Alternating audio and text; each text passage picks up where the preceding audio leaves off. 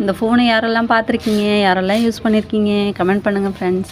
இந்த ஃபோனில் எவ்வளோ ஜாலியாக இருக்குதுமா பேசுகிறது. நம்ம ஒரு ஆள் காயின் போட்டுகிட்டே இருப்பாங்க நம்ம ஃப்ரெண்ட்ஸுங்க யாராவது, நம்ம அப்போ பேசிகிட்டே இருக்கலாம்.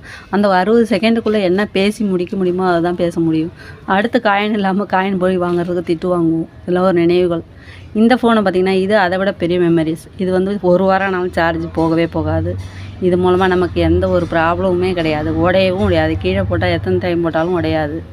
அதுவும் இல்லாமல் இது மூலமாக நமக்கு எந்த ஆன்லைன் பண மோசடி எதுவும் நடக்க வாய்ப்பே இல்லை.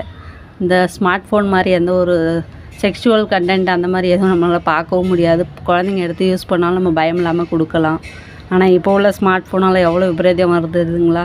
அதாவது ஃப்ரண்ட்டு கேமரா வந்து ஆன் பண்ணிடுறாங்க, நம்ம சம்மதம் இல்லாமலே ஆன் பண்ணிடுறாங்க. நம்ம எத்தனை ஆப் ஏற்றுறோம், அதில் அலோ அலோன்னு கொடுக்குறோம்ல, அது மூலம் நம்மளை ஹேக் பண்ணுறாங்க. அதனால் ஃப்ரண்ட்டு கேமராவை எப்போவுமே ஒரு ஸ்டிக்கர் போட்டு ஒட்டி வச்சுக்கோங்க. லேடிஸ் நல்லா பாதுகாப்பாக யூஸ் பண்ணுங்கள். Thank you friends. பிடிச்சிருந்தா லைக் பண்ணுங்கள்.